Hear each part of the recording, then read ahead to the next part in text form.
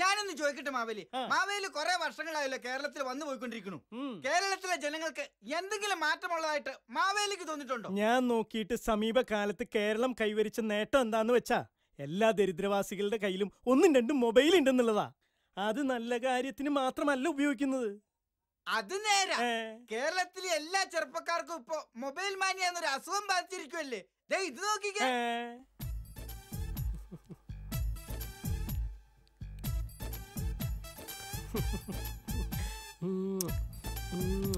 ചക്കര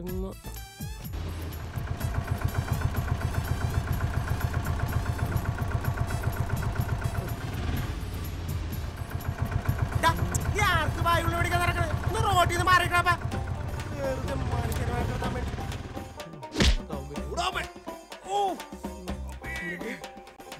ഇവനെന്താ പ്രാന്താണോ? പരിസരം പോകുന്നുണ്ട്.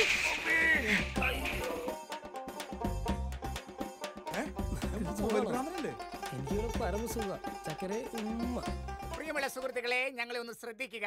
ഞാൻ ഫ്രാൻസിസ്, ഇത് ലോപ്പസ്. ഞാൻ നിങ്ങളെ പരിചയപ്പെടുത്താൻ പോകുന്നത് ദിവ്യമായ ഒരു ഔഷധമാണ്. ഹിമാലയൻ സാനുക്കളിലെ കൊടുങ്കാടുകളിൽ സാഹസികമായി കയറി ചെന്ന് പച്ചമരുന്നുകൾ പറിച്ചെടുത്ത് ഇടിച്ചു പിഴിഞ്ഞ് ചൂടാക്കി ഉണ്ടാക്കിയെടുത്ത ദിവ്യ ഔഷധമാണിത്. മനുഷ്യ ശരീരത്തിൽ ഉണ്ടാകുന്ന വിവിധതരം രോഗങ്ങൾക്ക് ഉത്തമ ഔഷധമാണ് ഈ തൈലം.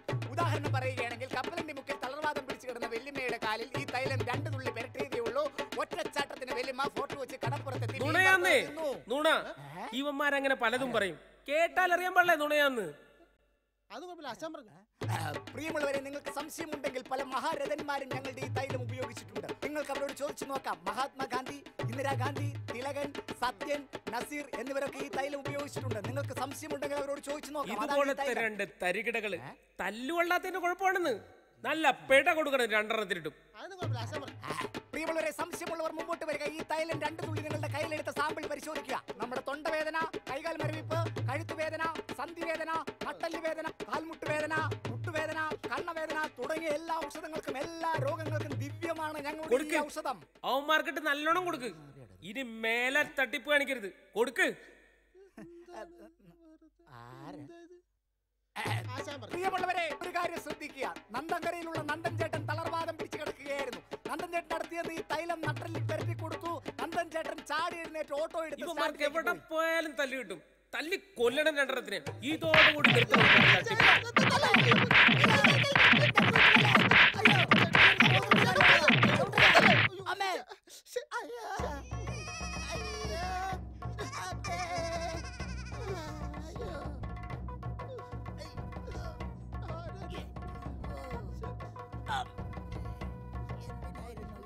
പൊന്ന് ഹെഡ് മാസ്റ്ററെ, എന്റെ പിള്ളേരായതുകൊണ്ട് പറയുകയല്ല, പറഞ്ഞാ കേൾക്കൂലെന്ന്.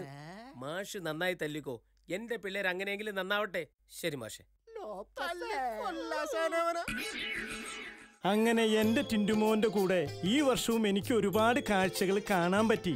അടുത്ത വർഷം വരുമ്പോ കള്ളമില്ലാത്ത, ചതിയില്ലാത്ത, വാണിഭവും പീഡനവുമില്ലാത്ത നല്ലൊരു കേരളം കണി കാണാമെന്ന പ്രതീക്ഷയില് ഞാൻ പോവുക ടിൻറ്റുമോനെ.